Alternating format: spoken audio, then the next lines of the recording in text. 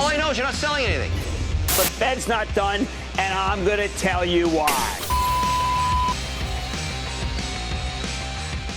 Welcome back to Sean's show live from Puerto Rico. Mitch, how are you doing? Good, dude. Just chilling. Isn't it great being in the wonderful... Before the show started, we just had this whole ethical conversation about the biggest story of the week. Yeah. And then I immediately went into the story. Yeah. Live from Puerto Rico, it's Sean's show. Yeah. The floating pile of garbage. Right. Puerto Rico. No, of course, we are live from the real floating pile of garbage, Brooklyn. Right.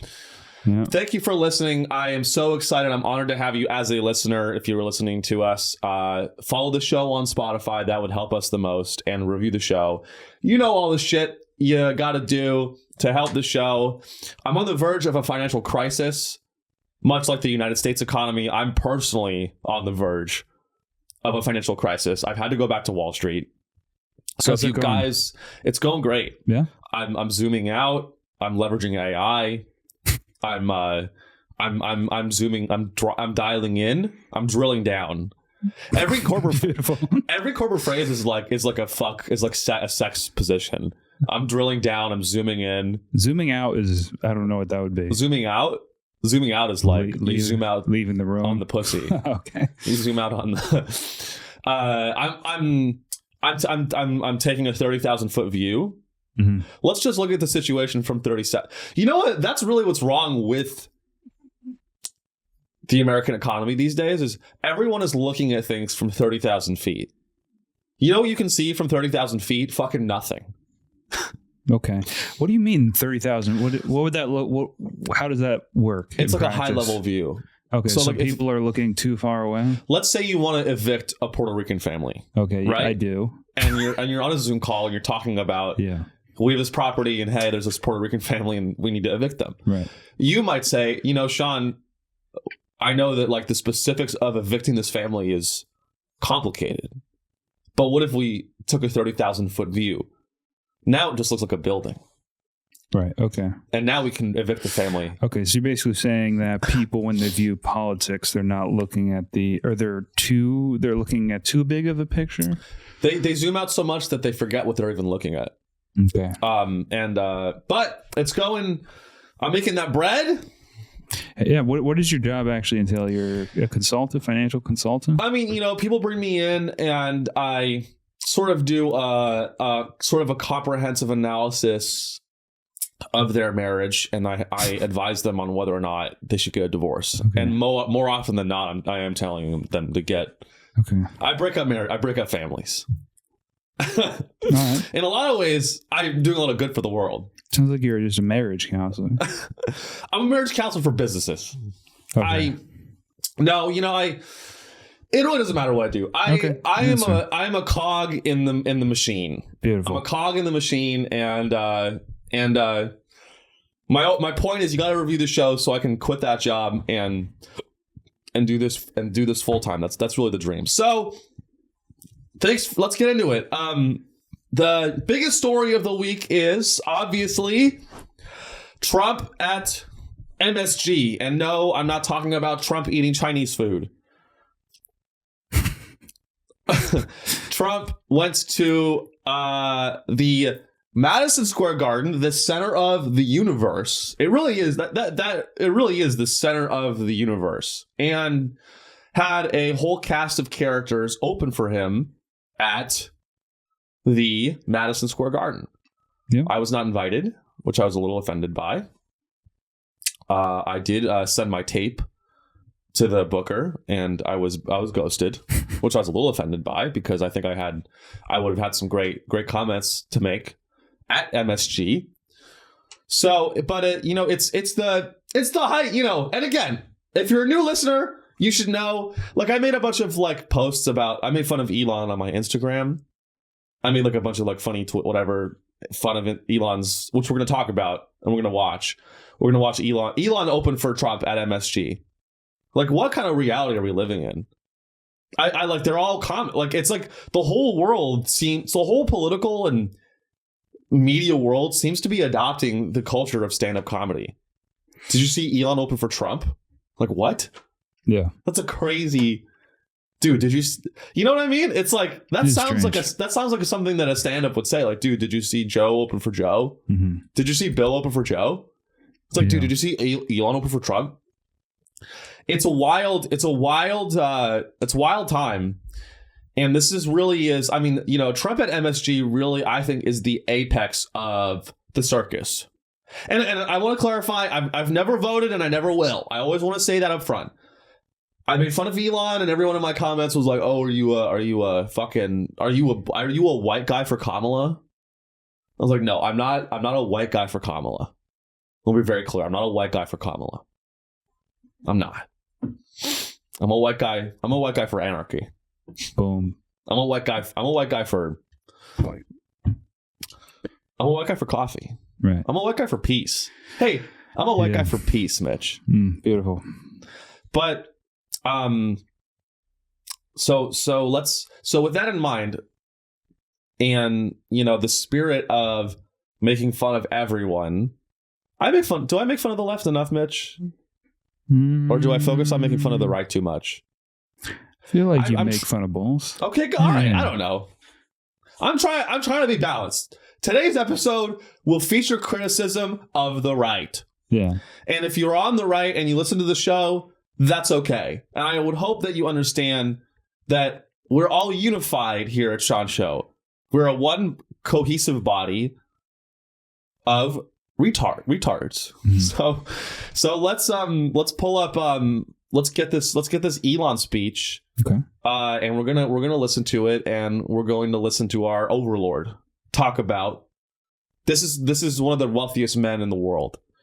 And we're going to listen to how his mind operates. This is someone who is looked up to by tens of millions of people. And we're going to listen to him give a speech. For the greatest capitalist in the history of the United States of America, Elon Musk. Go! Can you pause it? Already.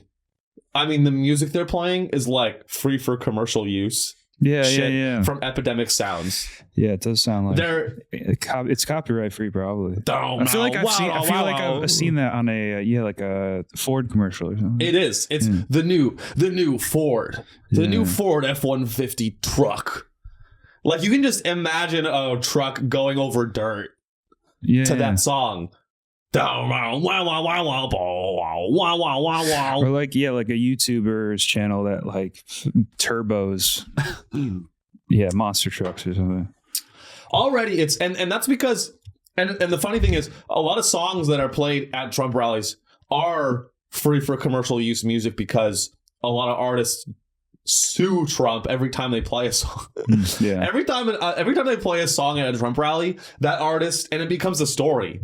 Yeah. Like, that's why they played that song, is because if they were to play Free Bird, maybe not Free Bird. That'd be awesome if they played Free Bird every time. That's what they played Led Zeppelin. Yeah, and I think, and then obviously Stranglehold like 18 times. Got you. And that's like such a Ted Nugent. So it's like the only right wing rocker. I know. It's like Kid Rock, Ted Nugent. Is it Nugent? I don't know. Whatever. So he gets brought up as the greatest capitalist in the history of the United States of America, which is objectively false. He's not the greatest capitalist in the history of America. That Who's title your top 5 capitalists? J.D. Rockefeller. Yeah. J.D. Rockefeller. J.P. Morgan. Django Unchained, the slaveholder. Epstein. Django Unchained, Jeffrey Epstein, Abraham Lincoln. P. Diddy, Adolf Hitler. Right. Top 5 American capitalists. Adolf Hitler. Yeah. So, no, it's just, he's, you know what is, this is kind of an aside, but you know what really frustrates me about like inflation is that inflation allows everyone to continuously break records. Like Elon Musk break, like, you know, Apple becomes the first $1 trillion company. Nvidia becomes the first $2 trillion company. It's a record-breaking valuations.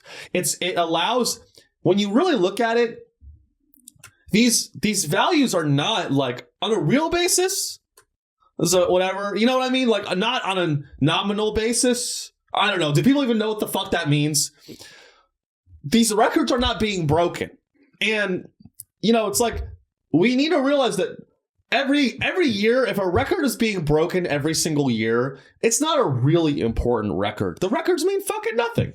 So yeah, Elon is a record-breaking entrepreneur. I feel like even like Nvidia's market cap of 3.4 trillion, if you inflation adjust that, it still probably breaks some record. Yeah, you know? Certainly there are records that are broken. But a lot of the time it's like, all right, like let's hold our horses a little bit with this shit. Yeah. But because J.D. Rockefeller, I mean, that man was richer than God. You know, you look at some of these people in the 1800s.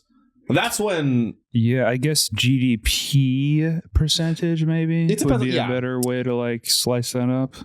It definitely depends on how you measure it. But Elon, so they bring him up, and he, you know, he's you know, and people, I think we really need to understand that we need to remember that 10 years ago, people have such short attention span. People need to remember that 10 to 15 years ago, the left was obsessed with Elon Musk. They were obsessed. And I want credit. I want credit for hating him. I want a trophy. I want something. I want acknowledgement that I hated Elon before it was cool. I'm really upset about this. I hated this man when no one else hated him. I stood alone as a liberal. I hated him. Why'd you hate him back then? Taking subsidies from the government. Okay. Yeah. And then and gouging the government while also criticizing California and just being an all-around fucking selfish snake asshole. And I saw right through it. And I didn't even really hate him. I hated him, but what I really hated were the people that fell.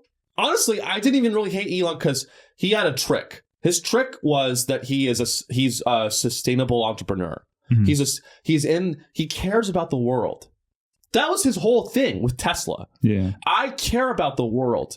I want to bring electric vehicles to the public as soon as possible because of climate change. And everyone ate that up because they're fucking dumbasses. They ate it up. Everyone bought a Tesla. Everyone thought, you know, oh, Elon is a visionary entrepreneur. He's a humanist. What does humanist even mean? He's a humanist. He's not a humanist. He's a capitalist. He's a capitalist. He's the greatest capitalist the world's ever seen. But Elon, but now cut to 10 fucking years later, he's at a Trump rally. And I just want all of the people that I fought with 10 years ago to know, mostly just my roommate in college who was obsessed with Elon. I want him to fucking eat his words because this is what happens. And if Elon can find a path to politics through the Republican Party, you bet your ass he's going to do that. And that's exactly what's happening at this MSG rally.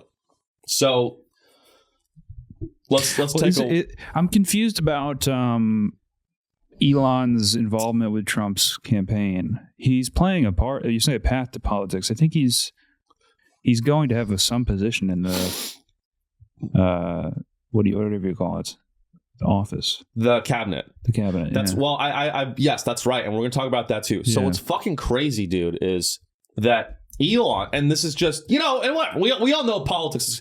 We all know America's corrupt. We all know politics is corrupt. But what's crazy is how in your face is. I think it's so crazy that almost no one is talking about this when it comes to Elon Musk getting involved in the Trump campaign. This is actually unbelievable. Like, yes, it's the same story that's been told a million times, which is a conflict of interest. But here's what's fun, and we'll talk about this later in the show, so stay tuned. Elon Musk, if Trump is elected, Elon Musk is going to be the head of a new government agency called Doge. I'm not even kidding you, dude. It's called the Department of Government Efficiency, Doge for short. And this agency, which by the way is funded by the government.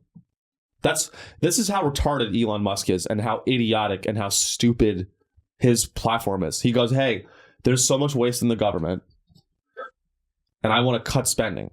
And in order to cut spending, you know what I'm going to do? Start another government agency funded by the government. And you're going to pay, I'm going to take the taxpayer money and I'm going to try to cut spending. But in order to cut spending, I need some of your spending. But that's the plan. And Elon Musk is buying that. He donated what?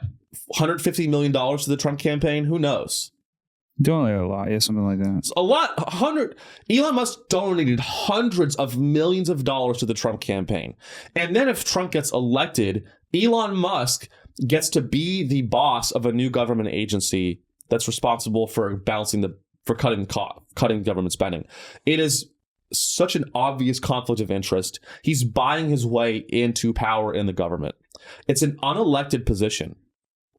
So when you have a country whose government works like that, it makes me sick.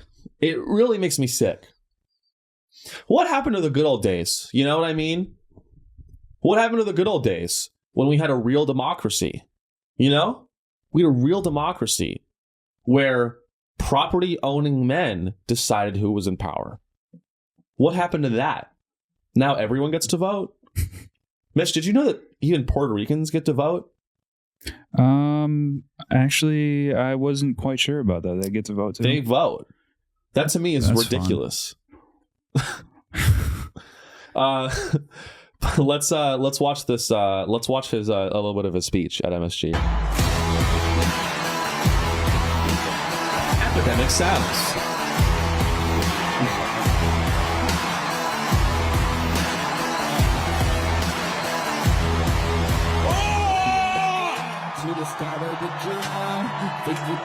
Epic. That was epic. You hear the lyrics in the background. I don't give a fuck about Puerto Rico. Fucking Puerto Rico. I don't care. My name is Elon Musk and I love money. I love money and I love lying to the public. Okay. As you can see,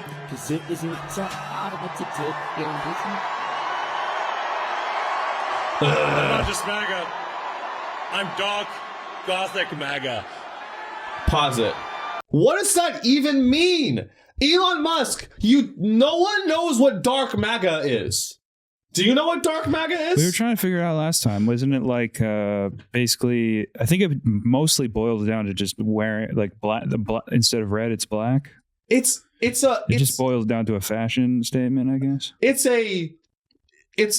a satire of a meme, of a joke, of a 4chan thing. Yeah. So and then Elon Musk goes on. He goes, and he's talking to mostly Long Island residents. He goes up to a crowd of mostly Long Island residents, and he goes, "I'm not just MAGA. I'm dark gothic MAGA." Wow. And then the Long Island residents are like, What is he? What are you saying? He goes, "I'm not just MAGA. I'm dark gothic MAGA. You fucking bitch. Fuck you, Elon." He thinks it's cool, dude. He is so fucking cringe. And I understand that I am an autistic guy, and I'm in many ways cringe. You've got to outswag Elon before you can talk, man. You got to get some Jordans and shit. I know, dude. I unleash my You're cringe. looking pretty dark MAGA right now. You've got the black pants and the black. I'm dark gothic. You're dark raincoat of MAGA. I'm not just autistic. I'm dark goth autistic. I'm goth autistic. So it's Elon Musk goes up there, and the first thing he says to these Long Island residents is he goes, "I'm not just MAGA. I'm dark gothic MAGA." Yeah. And then all of these like white boomer men are like, yeah, they have nothing going on in their brains, and they're just like, yeah, dark gothic man. I don't know what that means. That's cool. It's my friend was at the rally. Oh yeah, and he said he saw his main takeaway is most of the people were like kind of markedly dumb looking. Like there was a guy with literal Down syndrome there. Oh really? Yeah, that he was standing next to outside MSG. Well, a lot of people with Down syndrome are very smart, Mitch. They have a lot to offer the world. No, that's the secret. Yeah, no, and look, I'm sure there are a lot of very fine people at the MAGA rally. I would assume there's smart people there too. But you know, we have to also appreciate that we need stupid people. We need stupid people in the world. We need stupid people to help fill the buildings and the halls and the roads and buy things. Like we need stupidity. And there's a lot of stupidity on the left too. Like, they're really, I mean, here's what it really boils down to for me. Anyone who no offense to your friend, anyone who goes to a political rally there's something fundamentally wrong with you. If you take time out of your day to go and listen to a politician talk, any word that comes out of any politician's mouth is a lie. It's a lie. I think he was going just to witness witness history. As a New Yorker. Yeah, witness history. Honestly, yeah. I would like, if you go ironically, that's fine. He dressed up in all the shit though. So I'm like, dude, you can just vote for Trump. You don't have to be ironic about it. Yeah, it's like that is another thing is like there's this theme now in like culture where people do things ironically. They say that they're doing it ironically, but they're doing it literally. I eventually I got to the bottom of it. I think he was just trying to go for the party of it. He also like went to the BLM protest. I think he just likes. He's a festivities lover. He's a journeyman. Yeah, he likes the energy of it. Yeah, you see your friend at the Trump rally. You're like, dude, what are you doing here? You're like, what can I say? I'm an extrovert. I think it literally boils that down to that for this. There's some people that are just they like the some the people buzz. love chaos. They like the buzz, man. Yeah, extreme extroversion. So he goes up, Elon goes up there and he says, I'm not just MAGA, I'm dark gothic MAGA. Well, I'm not just MAGA, I'm dark MAGA, but not just that, also gothic now. Dark gothic MAGA. Yeah. No one knows what that means, Elon Musk. Put a bullet in your head. Let's keep watching. I think people do kind of get it. I think also I'm going to guess it's kind of a referral to dark, what is it? The dark... Dark Brandon? No. Dark... What, like Super Smash Bros? No, like what's Jordan Peterson and fucking Brett Weinstein? What are they considered? The intellectual dark web. Oh, I think it's kind of a reference to that as well. Like, I don't even know what that like. Yeah, it's all so strange. Like, I don't understand what's dark about it. I guess it's hardcore or something. Some people think. Who knows? I guess instead of him just being dark and hardcore, now he's making. I guess maybe he views it as New York, like he needs to do a fashion-y thing, so he's going goth. That's my best guess. I don't know. Elon Musk is a goth girl. I mean, he has a baby with Grimes. Dude, he's into goth shit. I was reading that Elon was trying to start a secret compound for his 3 wives and 14 children or something like that. Where'd you read this? The New York Times put out this post. Elon Musk is trying to start a commune for his wives? Yes. Look that up. Let's talk about that. I don't give a fuck anymore. Let's talk about Elon Musk's. I don't like talking about people's families, but what do I even search? A wife just type in Elon Musk compound? Elon Musk wife compound. I guarantee it's not. This is not fake news, unless you consider the New York Times fake news, which I do. Okay. All right. Yeah. I mean, Elon Musk wants big families. He bought a secret compound for his wives in Texas. For his wives? Yeah. I paraphrased a little bit. I missed that. Let's see here. Mr. Musk has told people close to him in recent months that he envisions his children, of which there is at least 11, and 2 of their 3 mothers occupying adjoining properties. That way his younger children could be part of each other's lives. And Mr. Musk could schedule time among them. It doesn't seem that crazy. I love the idea of this is what happens when you become that rich is you like lose sight of what it's like to be a father. And you go, and when you're 8-year-olds, like, Daddy, I miss you. And then all he says is like, just hop on my calendar. Go to the Google Calendar and schedule an appointment. Go to my Outlook. Literally, like, I bet you Elon Musk kids are like, Daddy, I miss you. Can we go get ice cream? He's like, reach out to my EA, reach out to my executive assistant, and we'll sync up. Can we sync up next Tuesday? That's like how these billionaires operate. They go, they're children. They go, Daddy, I'm really sorry. Daddy, I'm so sad. I haven't seen you in 3 months. I'm scared. I saw you on the TV. Mm-hmm. Can we get ice cream? He goes, just sync up on my calendar. Just hop on my calendar. Well, why don't we do 3 o'clock next Tuesday? Okay, Daddy. I miss you. I mean, to be fair, the guy's pretty busy, probably, or should be pretty busy. He pretends to be busy. He should be busy. If he's has time to do a rally at MSG. I mean, it's like, it's just like I like billionaires that have one wife. I like billionaires that have one wife and kids with that one woman. I don't like these billionaires that fuck around and have sister wives. What happened to the Puritan Catholic billionaire class? Now we have these atheistic, sociopathic billionaires that think that the institution of marriage is a lie. I don't like it. I guess I don't like it. It seems like Mark Cuban is a person you're talking about. He's got one wife. Mark Cuban. Who else? Who else is a billionaire that comes to mind? J.D. Rockefeller of the Gilded Age was a man. Does he have one wife? He had one wife. I'm pretty sure he had one wife.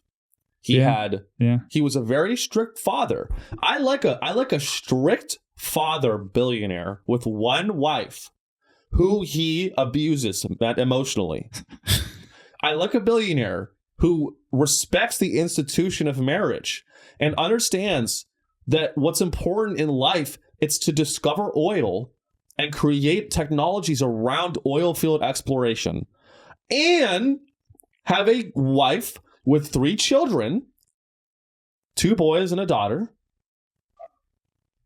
and the daughter of which he treats like a princess and the boys who he never speaks to. I want a billionaire who has 2 sons who he never speaks to. And I want them to be raised Catholic in the church. And I want him to cheat. I want him to destroy the boundaries of the marriage, but not by it's okay to cheat if you're a billionaire, but don't have your 2 wives in your compound. Growing up Catholic, did that fuck with you as a kid? I mean, it was different for me. I actually raped the priest. Yeah. So it was the reverse. The priest would say, hell yeah, man. Is that a good thing? The priest would say, the priest would say, pull your pants down. I want to show you a message from God. Mm-hmm. And I said, how about you pull your pants down? I have a message. I don't mean like Sean. I don't mean like the stereotypical I wasn't molested, by the way. But like, did you have like religious OCD stuff? I mean, I thought you like were obsessing about going to hell at all. I kind of realized that like Catholicism, like, I became an atheist very young. I was in 8th grade, right? So okay. Like, I think about as a kid. As a kid, I don't know if I was really scared of hell as a child. I don't know. What's good about Catholicism? It seems like most people can kind of participate in with like a kind of a little bit of distance to it. You don't have to be like insane. Like I grew up really like fundamentalist evangelical Christian. Right. And I was like always obsessed about going to hell. I had all these OCD rituals where like I had like a number pad in my head and I'm like, if I don't dial the right numbers, I'm going to go to hell. And I was just like obsessed about that all day. It really did a number on me for many years. Dude, I mean, I do not recommend growing up Christian. Bro, I mean, I was scared of hell. There were like moments where I was scared of the idea of hell. But like once I accepted that I was going to go, it kind of like was liberating in a way. You know, like I'm going to go to hell. I'm okay with that.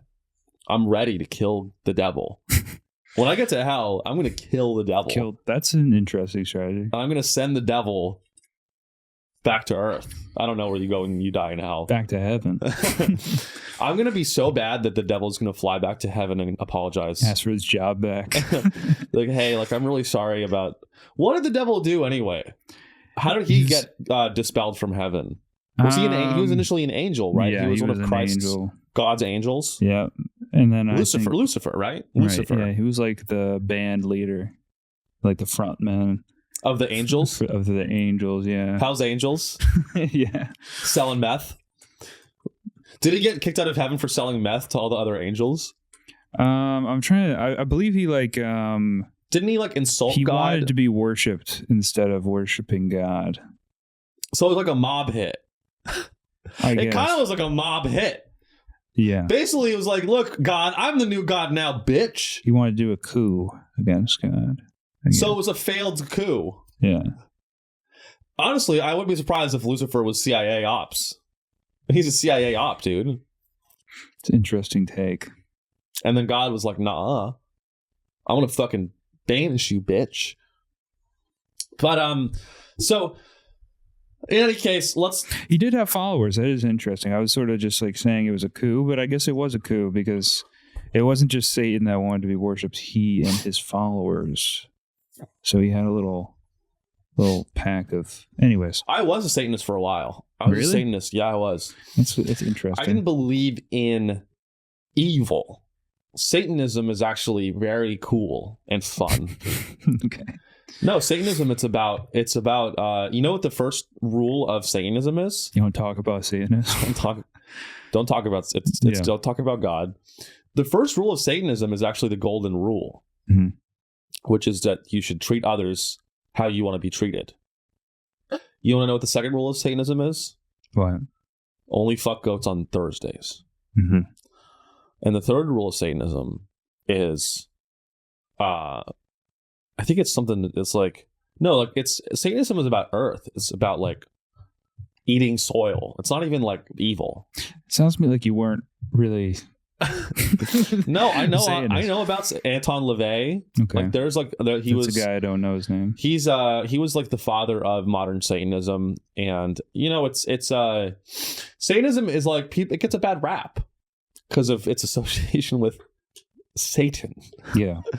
The guy who runs hell. Yeah. See, it is, you know, it is funny that like, it's funny when, have you ever met a Satanist? No. Have you explored Satanism? I watched recommend like a couple YouTube videos. Yeah, it's like a lot of people are like, a lot of Satanists are in Bushwick. Like they're chill. Like they're Satanists. And they're like, they work at Salesforce and they're like Satanists. You know? Seems kind of retarded. I don't know. It's like, but like you can be a Satanist and you can be an atheist. You can be like, it's kind of like being like bisexual. Like it's not a real thing. It's like a lie. Okay, right. It's like an aesthetic. It's like a goth MAGA sort of thing. It's an aesthetic. It choice. Is. Yeah, okay. I'm not just an atheist. I'm a satanic atheist. Right. I'm a dark Satan atheist. All right, we veered off course. Let's watch the rest of this Elon speech. Well, the energy in this room is incredible. Dude, if I were there, I'd be going, boo, boo. What a great group of people. Lies. Sorry, I've only got one question for you, and then I'm getting out of here because this is your stage. But we set up Doge. Yes. How much do you think we can rip out of this wasted $6.5 trillion Harris Biden budget? Well, I think we can do at least $2 trillion. Yeah! Yes. $2 trillion. Pause it. I mean, at the end of the day, I think we can rip $2 trillion out of our budget in 2024 once Trump is elected. Yeah! Everyone cheers. It has Medicare. Yeah! Woo! You know, and Elon goes, the budget is $6.5 trillion. I'm going to personally cut $2 trillion from that budget. Woo! Starting with Medicare. Oh. Uh-oh. That's why I have Medicare. A lot of Long Island residents have Medicare. This is true. So like, also Elon, I'm not going to pretend to be a constitutional scholar. I don't know how I'm pretty sure, I'm not a constitutional scholar, but I'm pretty sure we have to vote on the budget.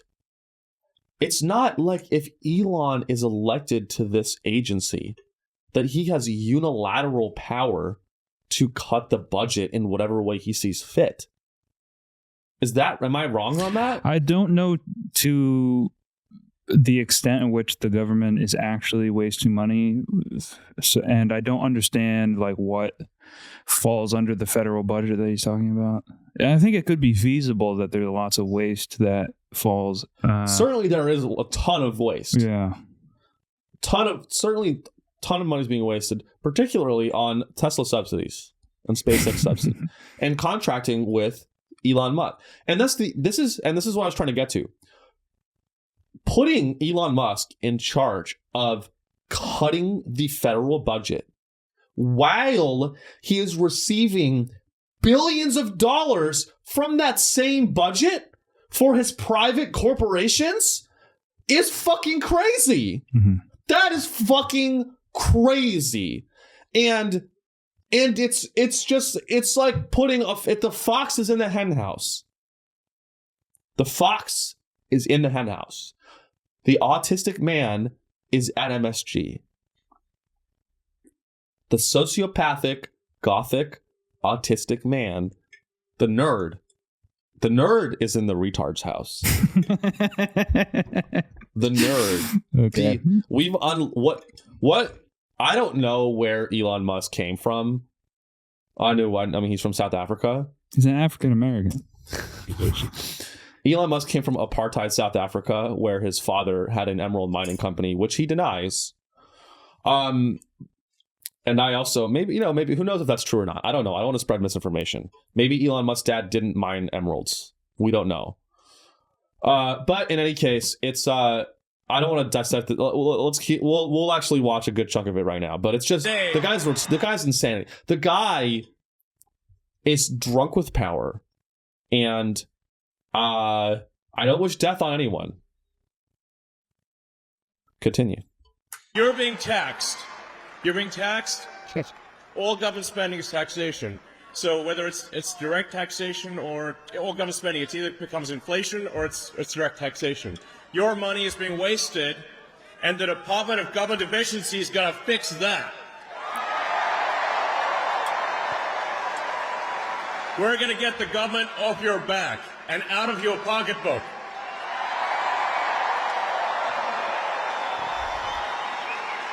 And America's just not just going to be great. America is going to reach heights that it has never seen before. The future is going to be amazing. He is such a fucking loser. Amazing! The future is gonna be amazing! You fucking loser, bitch! I understand why people don't like him, but I don't know. It doesn't bother me his sort of like gamer affect. He does have a gamer affect. Yeah. That's a great way to put it. He has an affinity. He's a gaming affinity. He's got like a bunch of. He's got the dark gothic, like the dark gothic MAGA hat is like it's like a gaming item. It's like a skin. It's like a game skin. Honestly, it's like dark MAGA Elon. He's like kind of like a gamer character. I think let's keep going. Let's keep going. Boo! Boo! Boo! No. Boo! Die! Die! Die! Die! Boo! Boo! You guys are awesome. Fuck you. Fuck you, cow. How about you go fuck Grimes while she's asleep, you fucking rapist, bitch? Wait, what? That was just me talking shit. Did he? No. Yeah. Let's pause it. I don't want to get sued. Elon Musk is not an alleged rapist. Okay. That's fine. Until today on Sean's show. Keep going. This is the kind of positive energy that America is all about.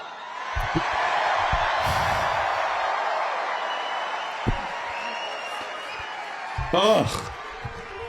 Yeah. You hear those boos? Are those boos? USA. No. USA. USA. USA. USA. Fuck you. USA. Ah! USA. We all know that as soon as China nukes the United States, Elon Musk is going to get on his PJ and fly to Sweden. Yeah. Okay? Let's be totally fucking real. If China, when China nukes LA, Elon Musk, when China launches the nuke, the moment China launches the nuke headed for Los Angeles, Elon Musk will already, he may be on Air Force One with Trump, he'll be on a PJ to Sweden, and he'll go, that was fucking crazy. That was fucking, isn't it scary? It's a very scary time right now. It's a very scary time, Trump. It's very scary. He's going to go to Sweden, and he's going to transfer all of his money, and he has a hideout. He has a fucking bunker in Sweden with a bunch of fucking Swedish bitches waiting there with their legs open for him to make more kids and have more sister wives. This guy's a fucking scumbag, and his excitement about USA is a lie. He doesn't care. I think he genuinely likes Trump. I think he likes Trump. Yeah. I think he likes Trump because he likes power. He's not a patriot. Elon Musk, believe me, I really believe this. This is my opinion. Elon Musk is not a patriot. This is coming from a fellow libertarian. I know Elon because I'm also a libertarian. Mm-hmm. I don't believe in the notion of a country. I think we should all just live together in peace and harmony. I don't believe that countries should exist.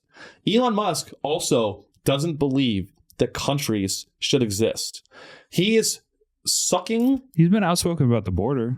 That's sort of like where you sort of literally draw a line about what a country is. I think he doesn't like immigration because he thinks it's bad for his businesses. Okay. And I think that there are other reasons why he's upset about the border. But that's a good point. I think that again, this is a crazy. I understand that my take on this is kind of radical and could be totally fucking wrong. It probably is. But I do think that as Elon Musk, as a libertarian capitalist, takes delight in any time he can suck resources from the government because he sees that as making the government smaller, which is what he wants. He wants a small, limited government.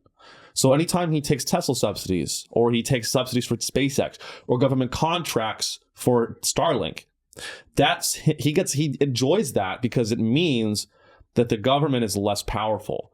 And I really think that he only likes America as long as it works out for him. He likes America because it worked out for him. He likes America, and now that and it worked out so well for him that the country's failing. Elon Musk and Jeff Bezos, I think they won so hard. They won capitalism and I know this is a leftist meme, but it's true. Jeff Bezos, Elon Musk, these guys, they won capitalism so hard. They won so hard that the government is dry. It's failing. People aren't employed. People don't have health care. The government's they won so hard that they bankrupted the government. And I know people are going to disagree with me on that. But this fake patriotism. There is some truth that at the very least they're more powerful than the government. At the very least. Yeah. They are. And I mean look at it. An example of why that's true is that Elon Musk is worth X tens of billions, or he's worth 100 billion plus. Elon Musk spent 150 million, which is a small fraction of his wealth. And he sees that as an entry fee to getting into politics. Elon Musk says, "Oh, if I fund a super PAC for 150 million, I can step foot in the White House and have some power. Sounds good to me. $150 million means nothing to me. I'll fucking write a check like that." You know what I mean? So I think there's something bigger than money, though. The whole idea that he's getting this position of efficiency guy is because he basically fired a bunch of people from Twitter. I feel like there's something bigger than just his campaign contribution. Like he's seen as this guy probably on the right as this guy who's, you know, taking wokeness out of business or whatever. That's true. He does have a brand of, you know, I'm going to go in there and crack some skulls. Yeah. And he is or just firing a bunch of people from stuff. Right. So, and again, it's like the question is he, you know, like if Elon Musk is the head of this new agency, can he just shut down the Department of Education? Can he just do that? Can he just downsize it without anyone else involved? And I'm not saying that there's no government waste. There's a ton of government waste. Right? Yeah. There is. The roads, like why do we even have public roads? It's a fucking waste. So there's some areas where I'm like, yes, Elon, we should cut the budget. You know, we shouldn't have public roads. We shouldn't have, I don't know, what else is funded by the government? Some fire departments. Fire departments is another thing. If I was running the Department of Government Efficiency, I'd cut the cops. I would defund the police. I would defund the damn police, dude. I want to let's make the government more efficient and let's fire every NYPD officer and let's get them, and let's, honestly, I want them to be the fentanyl addicts. Who's laughing now? Cops. ACAB. All right, let's keep. Sorry, I know we're going back and forth to the video. Now, I have something I want to ask you to do, though, because obviously we're somewhat preaching to the converted in this stadium, but there's a lot of people out there who he's doing this a lot. He's doing this with the fingers. Steeplechase? Yeah. Jesus. He really is? Yeah, he really is. He keeps doing this. And now I want to ask you to do something. This is, hey, you know what? I'm sorry to say it again, but this is how you know he rapes. This means he rapes. Sorry. Oh, for President Trump. Okay. So this is a real battle. This is a real election battle. So you need to get friends and family to vote. Make sure they vote early. This is important. We're going to be putting up a scorecard, okay? An early vote scorecard, state by state, county by county. What is the scorecard? Vote early. Vote now. Boo! Don't vote at all. Your vote doesn't matter. It doesn't in New York, but that's the something else I want to point out is like billionaires love incentive programs and they love like little things like a scorecard.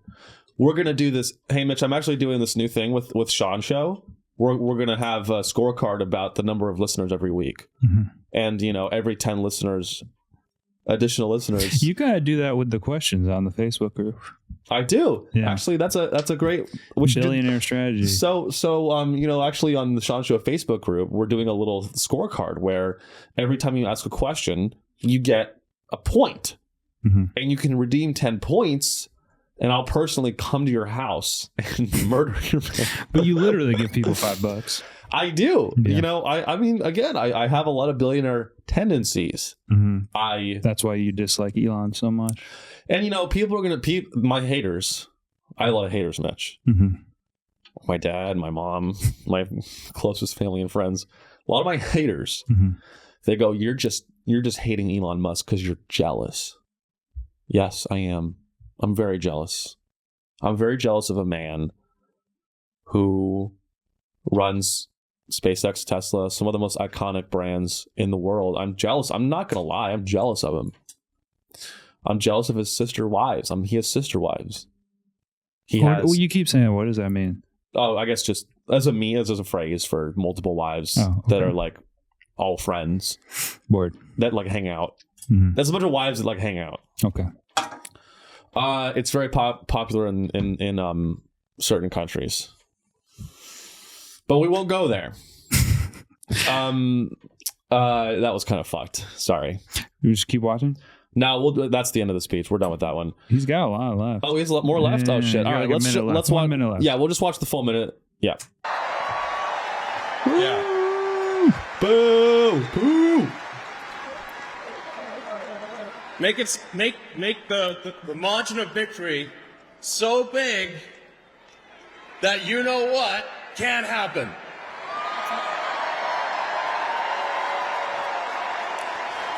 We all know what that means.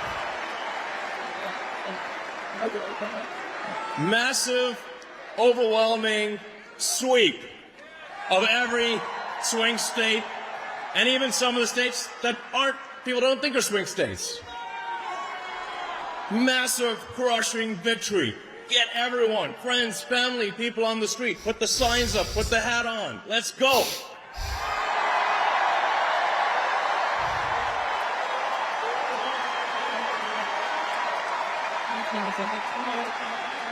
And with that, it is my honor to introduce the First Lady, Melania. Okay. Yeah. So at the end of that, if you remember what he says, he goes, let's make the victory so overwhelming that you know what can't happen. And we all know what that is. He's implying that if it's close, the Democrats will try to steal the election. Yeah. And the reality is that in my opinion, I think we're going to see both sides. We got to remember, like, Republicans, Democrats, to me, this is like Walmart, Target. Sure. They're both fundamentally out for themselves, and they do the same things. They have the same strategies. The Republicans are going to try to steal it. The Democrats are going to try to steal it. I think when people are like, oh, the Democrats want open borders so that all these immigrants come in and illegally vote. Mm-hmm. I believe that there's truth to that. I also believe that on the Republican side, when you have voter intimidation laws and voter ID laws, I think that's almost a reflection of the Democrat strategy.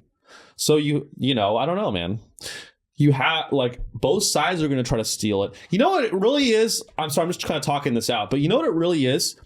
This whole idea of election fraud and, like, oh my God, they're going to try to do what? Steal the election? We've never had a fair election, ever. Right? 50 years ago, women couldn't vote. Were the elections fairer then? Yes, they were. But it's like and then now, when I don't know the history, I don't know the timeline exactly, but like first it was white property owning men, and then it was every man, and then I think it was women, and then it was like at some point other races were able to vote. So it's like the history of elections has not ever been fair and equitable. So this idea, and yes, now it's the modern times and we should have equity, and that's the goal, is to create a fair, equitable election. But this idea that, like, it's almost being sold to us. You feel that way? Like it's being sold to us that election fraud is a new thing. And voter fraud is suddenly this issue that's everyone in the media is like, voter fraud is a hot button issue. Everyone's concerned about voter fraud. It's like, we were doing voting has always been political and corrupt, and yeah, but it never led to like a riot on the Capitol. That was sort of true like in America and other countries. Yeah, every time they have an election, there's a fucking there's a riot. Every time there's an election in Brazil, that's often because they probably view the election as fraudulent. So it's a related thing. That's why it's a new news topic. All right, it's like the American public is now just waking up. Is that what you're saying? Yeah, or there's more concern about it one way or the other because there's now it's this new thing where it's like, oh, it can be they throw out the violent ballots. Yeah, it can incite riots. I mean, like the idea of it can incite riots where that's never happened before. Yeah, where it's like, let's really think about this. Like in 2000 or 2004, Well, even in 2000, wasn't there a dispute over John Kerry? There's some level of dispute every time, I think. But now it's way more like, or maybe it's just because it's in history we don't feel how powerful it was. Well, that's the thing. It never led to some massive riot on the Capitol. Right, that's true. Yeah, so that's what's really different about it. Yeah. Is that now it's to the point where it's like you have a large amount of people who really do think that they were robbed. Like they were actually like it was so unfair that they were robbed of victory. Right. So who knows, man? I mean, it is interesting to it's and Elon saying that, like, implying that the Democrats can steal it. It's just like, I don't know. It's not a bad point. Make the victory so overwhelming that they can't. If it's so overwhelming and they try to steal it, then it'll be really obvious. Yeah, but if you believe the polls and the way the last few elections have gone with Trump, it usually is like a pretty tight race. I mean, dude, it's almost November 5th. I mean, it literally this could be the last episode of Sean's show. Mm-hmm. Like the whole world could be on fire in a week. If Trump loses, I think there'll be another riot, probably, right? I think there's going to be riots. I think there's going to be civil unrest either way. Yeah, probably. Now the question is which way. If Kamala wins, there's going to be massive civil unrest. Mm-hmm. If Trump wins, I don't know if there's. I don't think there'll be. I think there's going to be protests. Yeah, there'll be definitely. But there was protests when Trump won, there was protests 16? in New York. Yeah, there's a massive protest in New York. Yeah, not my president. Yeah. You want to know where I was when Trump was inaugurated in 2016? Yeah. I was in the 45th floor of Goldman Sachs office in San Francisco. I'm not kidding you. I was hanging out with the vice president of Goldman Sachs Wealth Management in San Francisco. And everyone down below was like... You were in an all-gold suit. I was literally... It was me. We looked like the Young Republican Society. Yeah. Like I was walking with I was in a full suit. Yeah. A pretty nice suit, like a $400 suit that I paid for with my dad's money. And...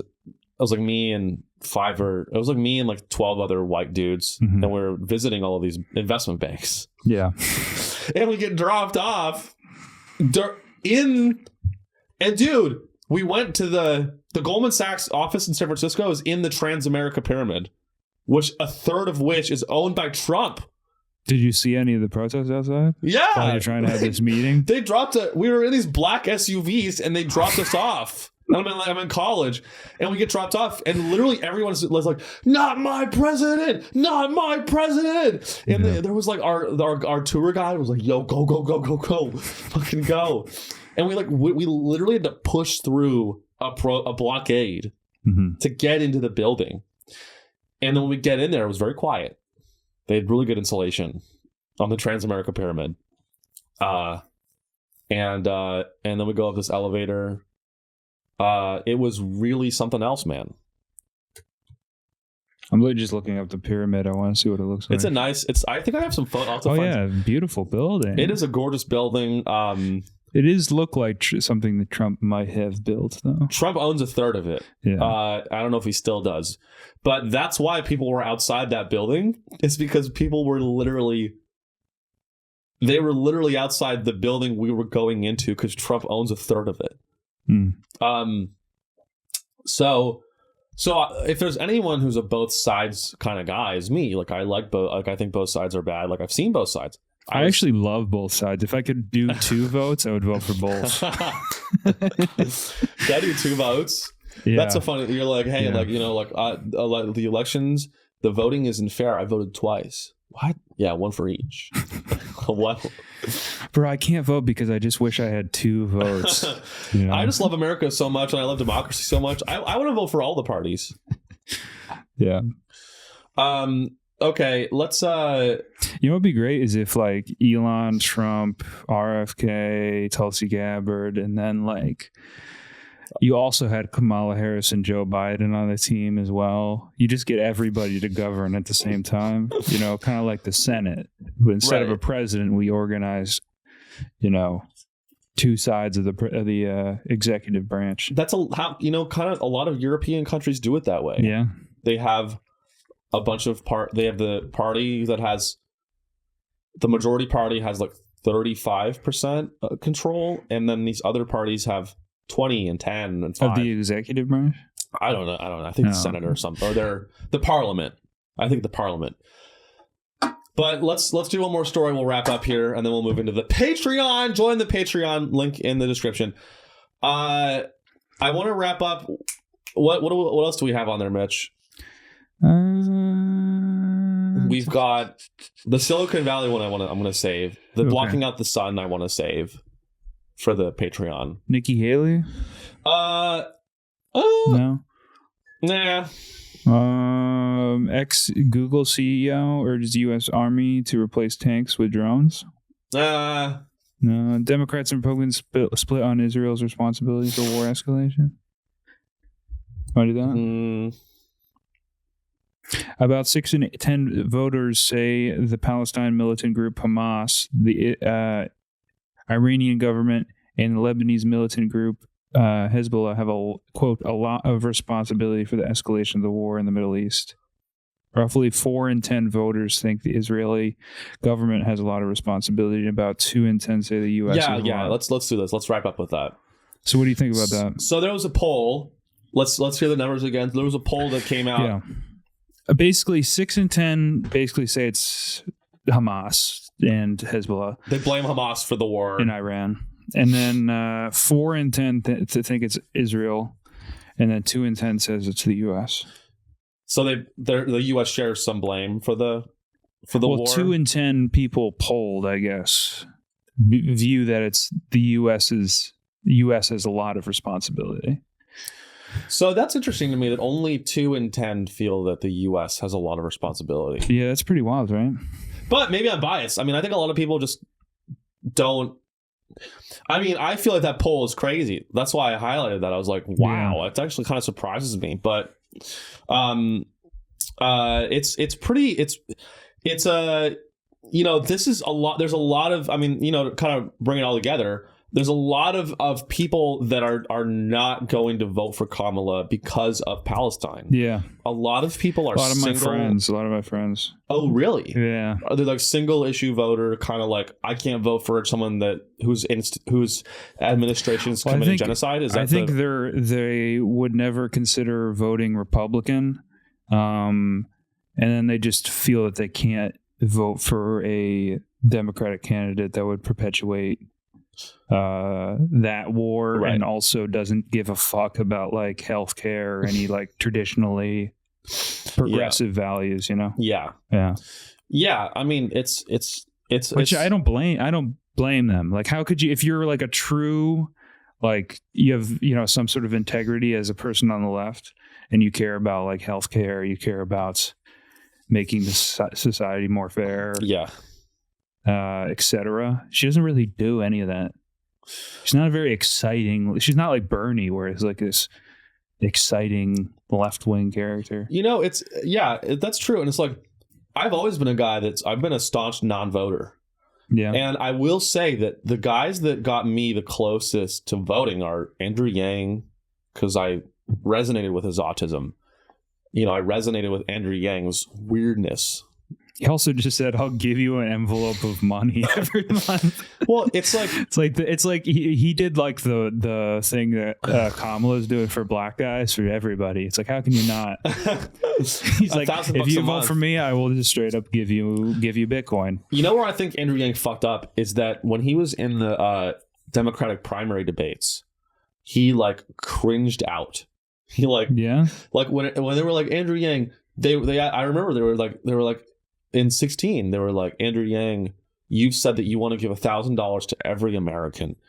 How are you going to pay for that? And then Andrew Yang went all like nerd, economist nerd. Mm-hmm. I hate it. And that's what Elon Musk did too. I love it when politicians... Elon Musk, sorry, I don't want to derail you here. But Elon Musk, he doesn't strike me as like a nerd. He's not like nerdy. He doesn't get into the weeds with the statistics and numbers and everything, but he's like nerdy in his man. Like, people hate him because he he sucks. Like with his like, he's not cool. Right. You know what I mean? Right. He's not like a typical number, like, you know, numbers guy. I agree. I think we saw he let a little bit of it out though. If on that speech, if you remember, he said that all government spending is either a direct. He said government spending is a direct tax or an indirect tax. Mm-hmm. And I'm like, dude, everyone at that rally is on opiates. Elon Musk goes up there and goes, we're going to keep the government out of your pocketbook because government spending is either a direct tax or it's a tax through inflation. It's like, dude, people don't even, everyone there is on Xanax and they're eating pizza and they have Down syndrome. Like literally, it's like, I'm sorry. But like, you know, and so my point was, you're right, Elon Musk not as much, but not as much as Andrew Yang. That's my point. Andrew Yang was like so. Andrew Yang, people are like, Andrew Yang, you want to give $1,000 to every American? How are you going to pay for that? And to Americans, that question makes perfect sense. Well, yeah, how is he going to pay for that? And then Andrew Yang goes, well, me and my economist friends at MIT actually ran a financial model. And we found that the financial model, it actually, on a real GDP basis, if you give $1,000 to every month, on a real wage basis, it actually grows the economy. And so I'll pay for it from GDP growth. Yeah. That's why, and then everyone is like, oh, I want to punch this guy in the face. I want to fucking punch this guy. That's what Andrew Yang doesn't understand, is that the majority of Americans are like, he said a lot of big words. Andrew Yang said a lot of big words. I feel stupid. That was also kind of Bernie Sanders' problem, I think, too. Like he would be like 600 million and like he would like to say like 605 million. He would like to say the exact numbers on everything. Right. Yeah. Like in the majority of time, like percentage of time he would be speaking, that he would be saying numbers was like in way more than everybody. Yeah. It just goes one ear out the other. Yeah. You're right. And that is what these guys, and that is really what's so unfortunate about that, is that whether it be Andrew Yang or Bernie Sanders or maybe even Elon Musk for the right, is that these guys they're too smart for their own good. And they don't understand that, and I know I contradicted myself, Elon Musk is stupid, but he's intelligent. I will say that. These guys are so smart that, because I think the answers are complicated. I think there are real answers to these problems in society. I happen to think that the answers are there. Like, UBI, I think, is an actual answer to the problems we're having. Like, I was excited about UBI. But the reason why UBI works is not simple. And that's what's lost on everyone. You know what? So that's why the wrong solutions, I think, get integrated and actually happen, because close the border, Mexicans are rapists. It's simple, it's clean, and I get it. Trump goes up there, he goes, they're coming in, they're eating the dogs, they're eating the cats. Close the border, build the wall. It's gettable, I get it. And it plays on your fears. Whereas when Andrew Yang goes up and goes, UBI is a great idea because it'll allow you to have more time during your day to work on, and it'll increase entrepreneurship and elevate Americans and allow you, and it'll actually, on a net basis, it's actually a net negative amount of spending based on, existing welfare programs. People, that is not even that complicated, but people don't understand that. It's not fun either. Also, it's hard. It's much harder to.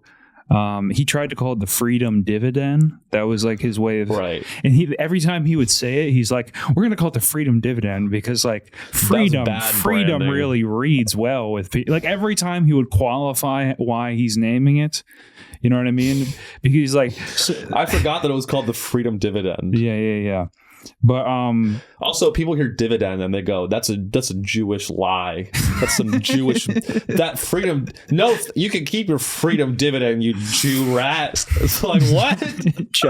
Chinese Jew over that here. That sounds like a Chinese Jewish bullshit. Freedom dividend.